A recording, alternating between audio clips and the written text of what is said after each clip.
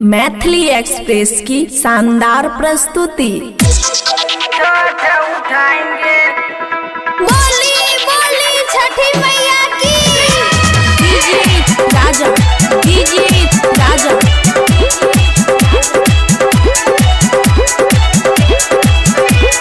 बड़ी घरदौड़ चौक, बड़ी घरदौड़ चौक। खुशी recording studio बलुआहा। लाले लाले साड़ी लाल टिकली मंगाई, 16 सिंगार करके छठी घाट जाई। लाले लाले साड़ी लाल टिकली मंगाई, 16 सिंगार करके छठी घाट जाई। मत्ते सैया जी को दौड़ा उठाएंगे, अपना राजा जी को दिल्ली से बुलाएंगे, नहीं हराबे में छठ उठाएंगे। अपना राजा जी को दिल्ली से बुलाएंगे, नहीं हराबे में छठ उठाएंगे, नहीं हराबे में छठ उठाएंगे। राजा, डीजे राजा।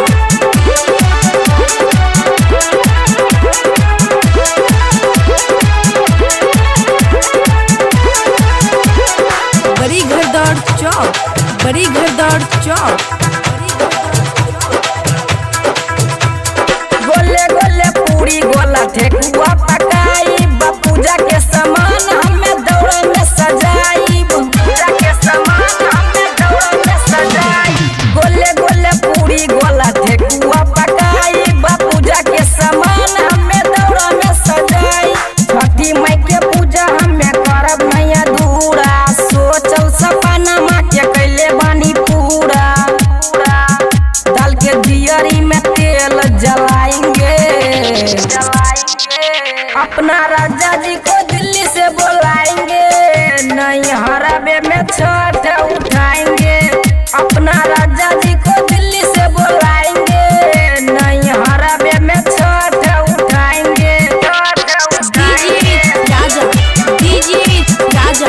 बोली बोली छठी मैया की। बड़ी घरदौड़ चौक, बड़ी घरदौड़ चौक। खुशी रिकॉर्डिंग स्टूडियो बलुआहा। जाते हमें घाट पर बाजा बजबाई, अंगज राइटर के संग लेके जाई, अंगज राइटर के संग लेके जाई। जाते हमें घाट पर बाजा बजबाई, अंगज राइटर के संग लेके जाई।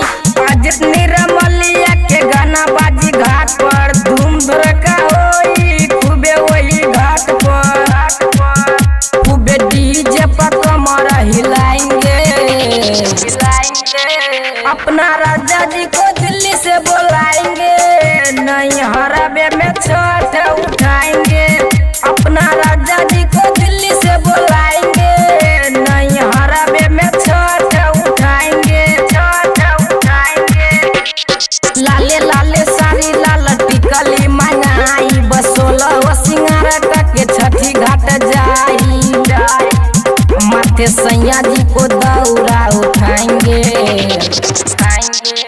अपना राजा जी को दिल्ली से बुलाएंगे, नहीं हराबे में छठ उठाएंगे। अपना राजा जी को दिल्ली से बुलाएंगे, नहीं हराबे में छठ उठाएंगे। खुशी रिकॉर्डिंग स्टूडियो बलुआहा।